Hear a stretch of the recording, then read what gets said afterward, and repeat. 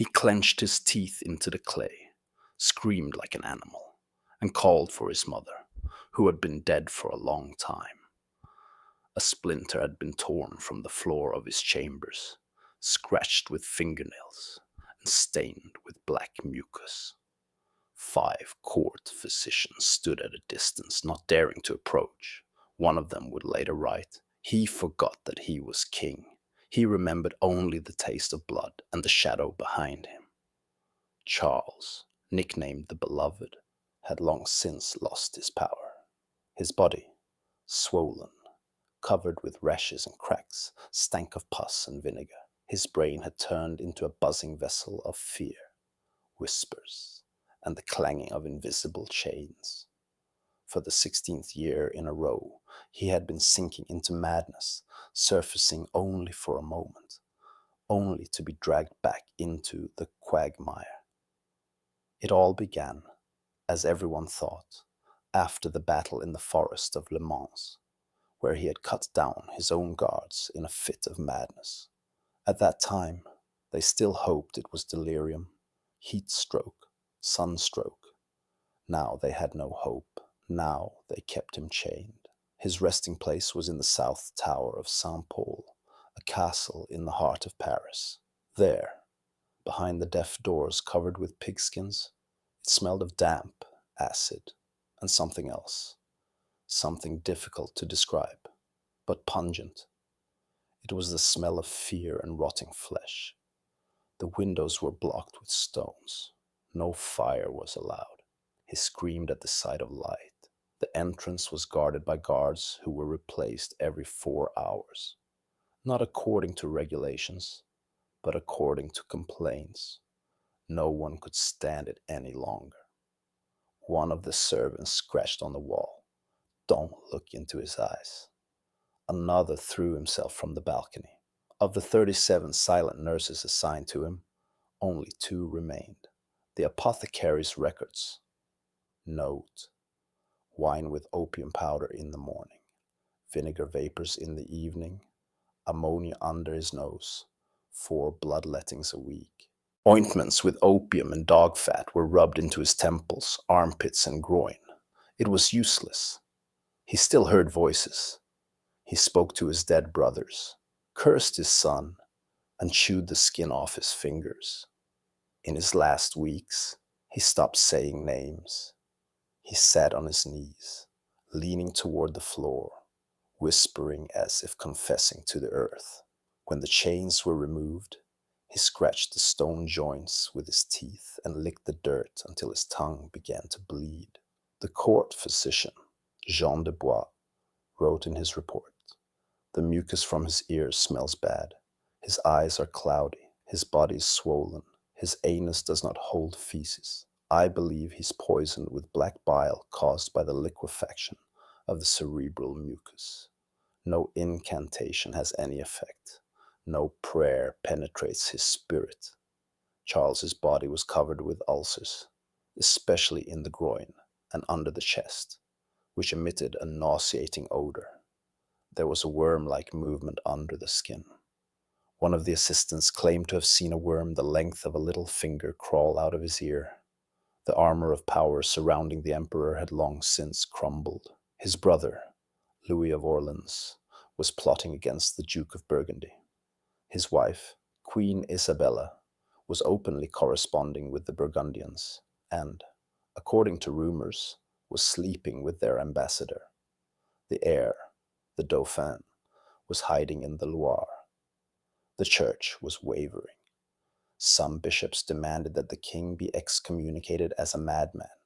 Others claimed that his illness was a gift from above, and that to renounce him would be to curse the crown. Inside the palace, other games were being played. Who would sign the dying man's will? Who would replace his doctors? Who would supervise his meals? The meat served to Charles was checked 3 times, but once a piece of lead bullet was found in it.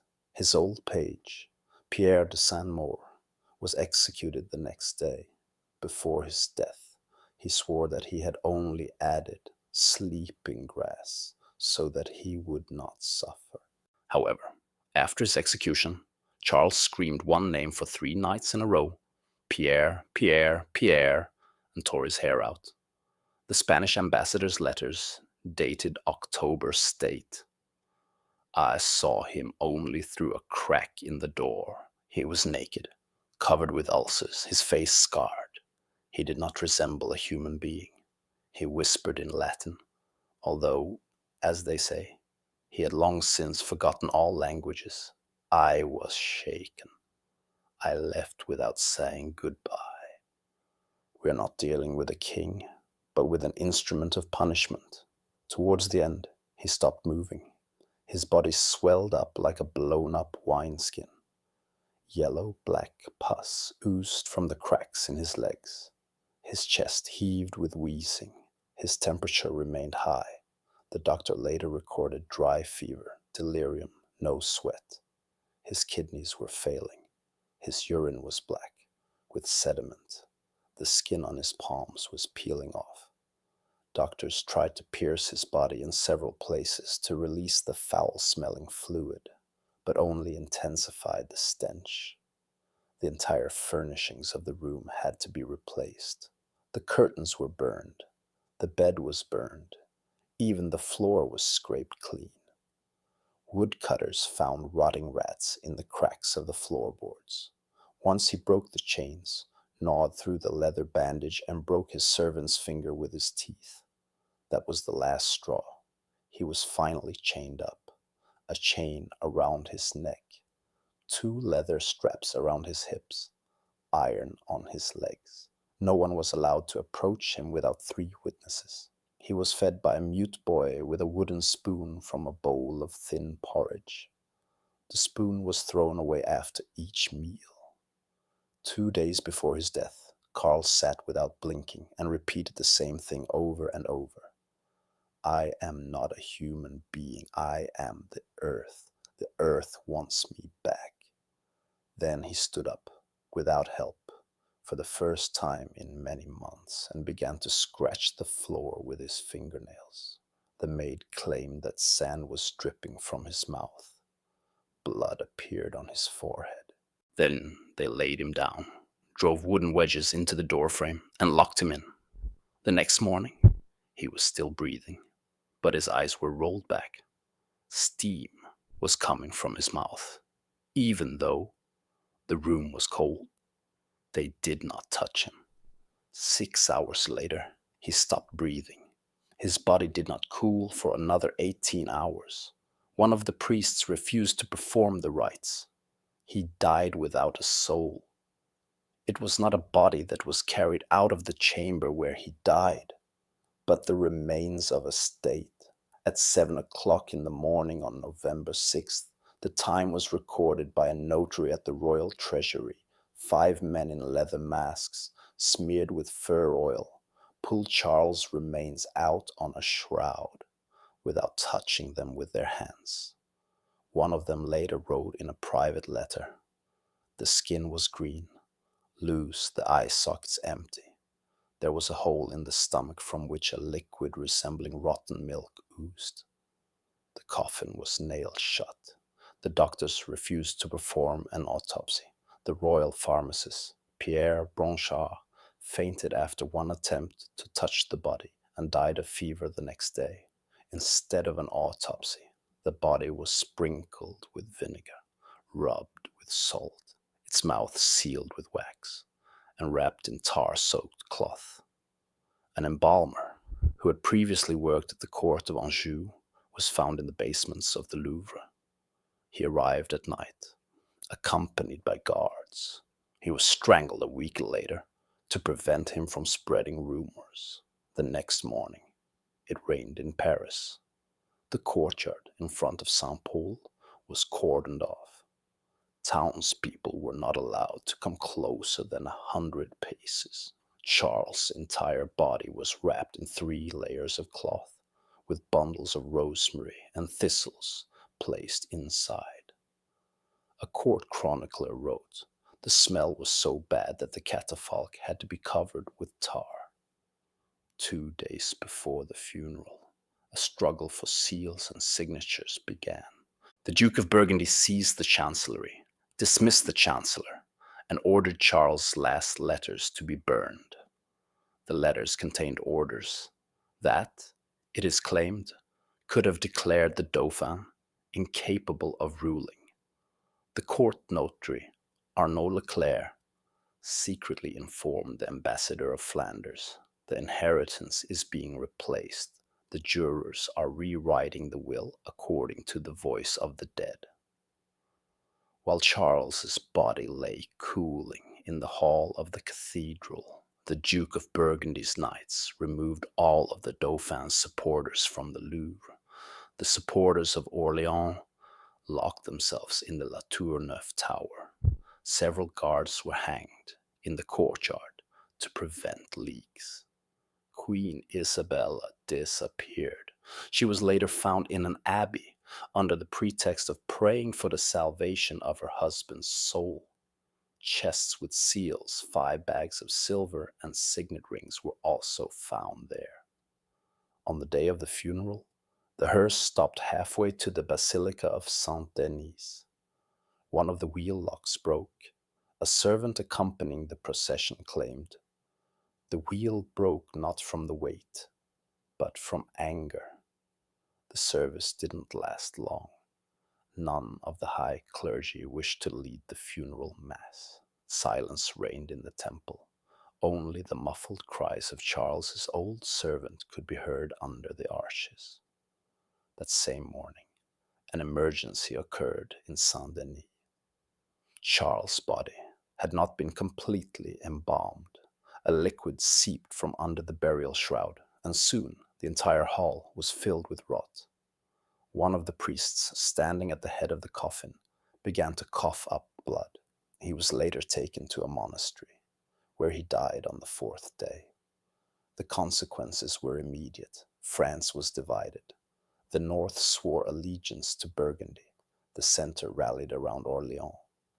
The Dauphin was unable to raise an army. His entourage suspected that Charles' body had been used to falsify the will.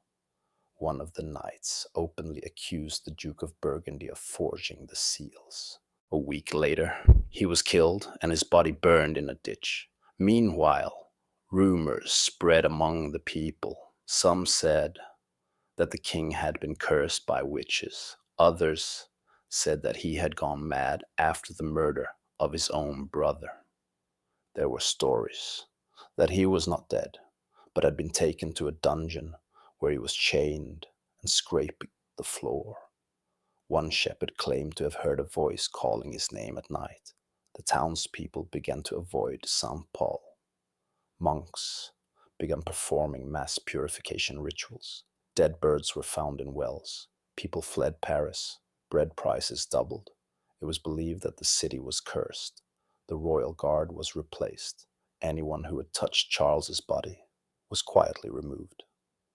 The final blow came when a letter arrived at the Vatican describing Charles's death. The doctors there stated that the signs pointed to internal decomposition, post-mortem tissue decay, a rare condition, but one that had been recorded in the damned. This was taken as a sign. France was left without a king.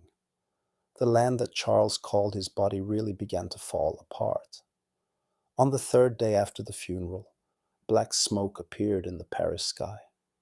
The treasury was burning. The fire broke out in the lower hall of the Louvre, where tax lists, debt documents, and seals, including Charles's personal seal, were kept.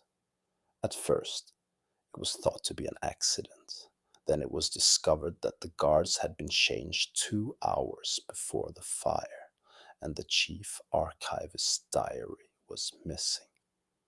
One of the witnesses said during questioning, "We were told to get rid of the old stuff, so it wouldn't get in the way of the new." Around the same time, the Duke of Burgundy declared himself temporary guardian of the throne and proclaimed himself guardian of the young Dauphin. In Paris, they started hanging flags with a black lily, a sign of mourning and strength.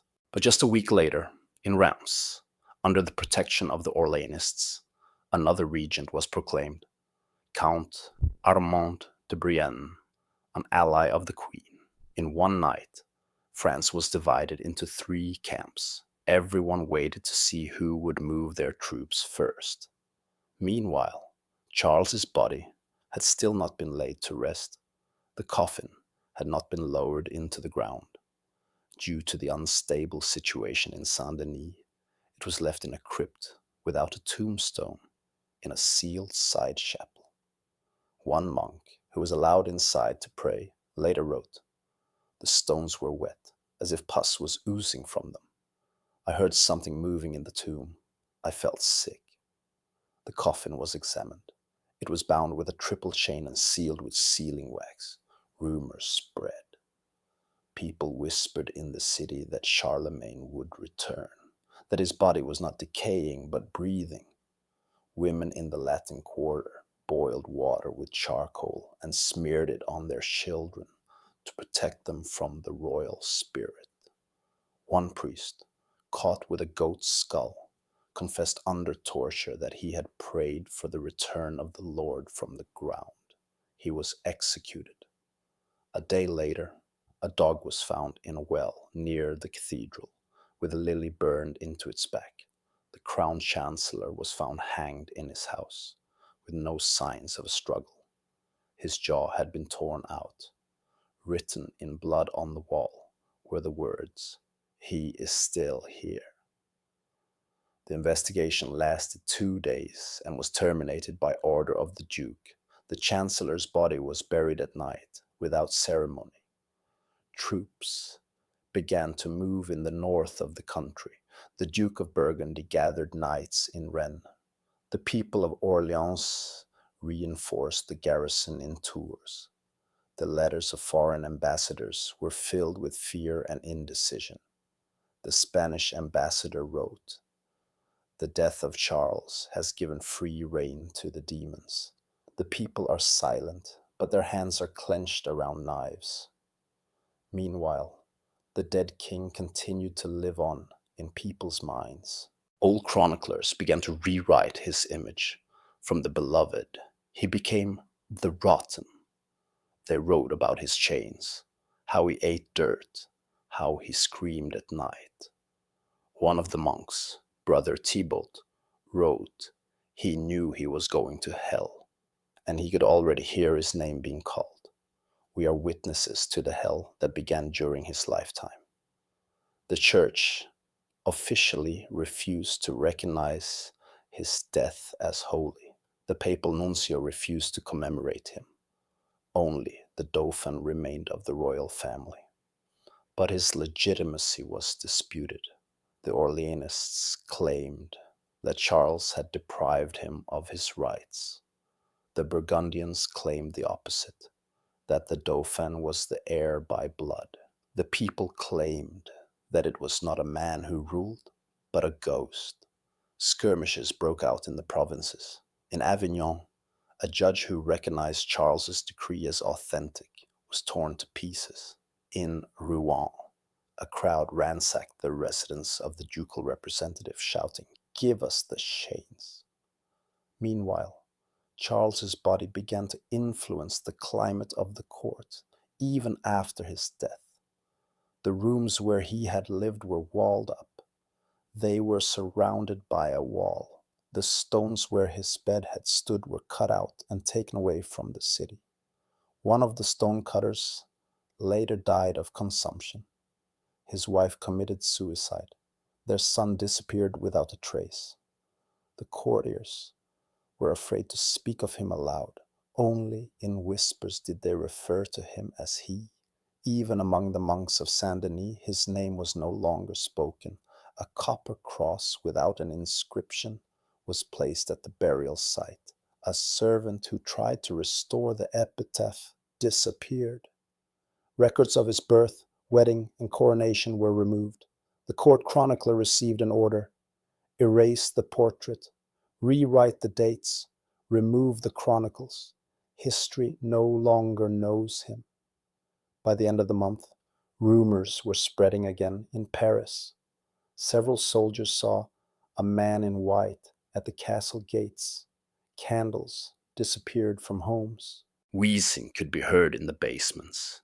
The queen no longer appeared in public. Priests performed purification rites every morning. The bodies of the poor who had died in city hospitals were wrapped in shrouds and buried outside the city walls, so as not to defile the land of the dead king. And in Saint Denis, a candle burned in the window of the crypt at night by February of the following year, despite triple walls and cement mixed with vinegar. Odors began to emanate from the crypt in Saint Denis. The monks complained of headaches and nausea after Vespers. One of them, Brother Dominic, wrote in his prayer journal, "There is bitterness in the air. The candles go out by themselves. I see a face moving in the shadows, but it is not human." They refused to open the crypt. No one wanted to repeat the incident with the apothecary Bronchard. It was decided to lock the entire basement, hang chains on the doors, and board them up. The Archbishop of Paris blessed the walls with oil and salt. 2 armed monks were posted at the entrance. This was the first time in the history of Saint Denis that a king's body was guarded after death, not from thieves, but from the living. There was growing division in the capital. The Burgundians declared that Charles was cursed for the sins of his fathers and that his illness was a punishment. The Orleanists, on the contrary, claimed that Charles had been poisoned.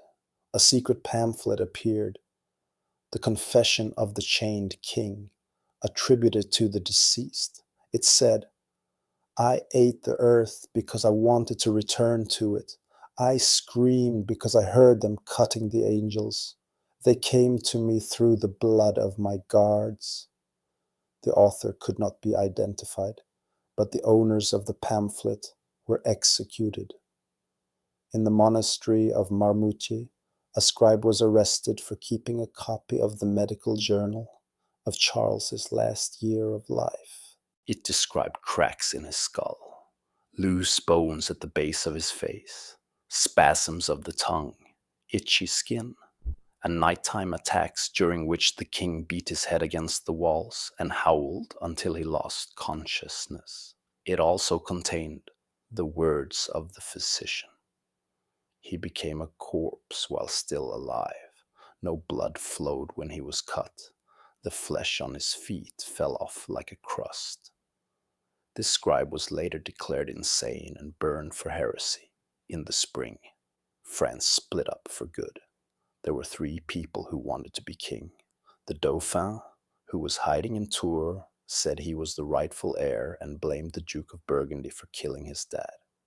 The Duke, in turn, convened a council in Dijon and declared that a madman could not be anointed, and therefore, before his death, Charles had ceased to be king, and his will was therefore null and void.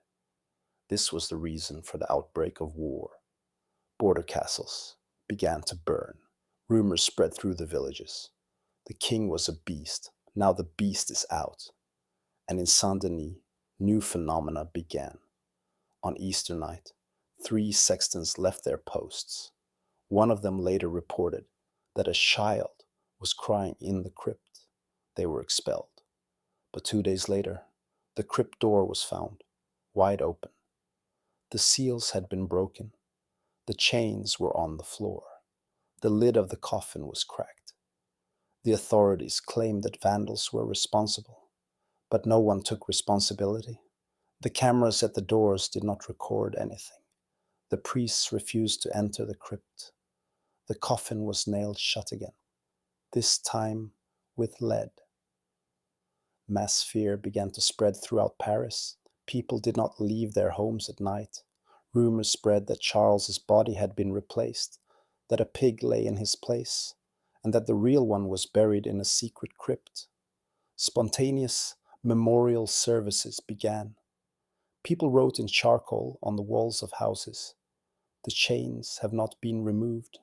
One of the senior advisors fell from a balcony in the Louvre, shouting before he died, "He's coming! He remembers everyone by name."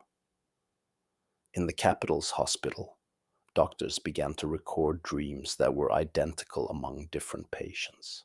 They all saw a man with no eyes, with skin stretched over his bones, crawling towards them and whispering, "Where are my bones?" Priests recommended not sleeping on your back and lighting 3 candles. Candle sales tripled. People were even afraid to say Charles's name out loud. In schools, children whispered stories about the Earth Eater. Only one thing became real.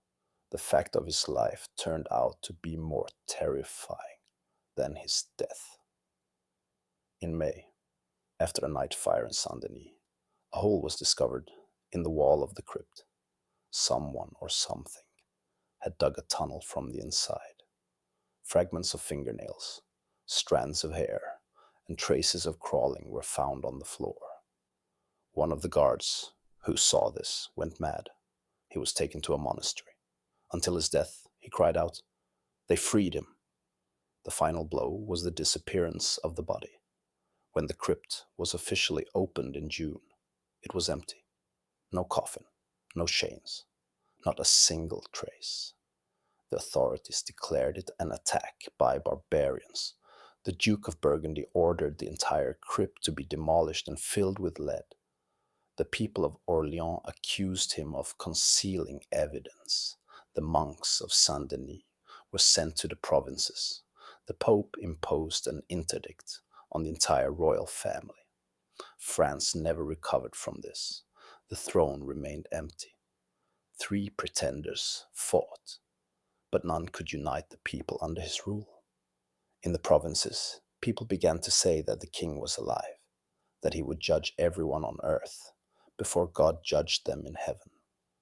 Old women sold clay from his footsteps. In shops, chains were cut and worn around the waist as protection. A chronicler who lived 30 years later wrote, "Charles did not die. He returned to the earth, and every step on it is a step on his body." Thus ended the era of Charlemagne. Not in a crown, not on a throne, but in the silence of a crypt that no longer exists. His death did not bring peace, his corpse did not rest in peace. His name became empty, but that only made it more terrifying.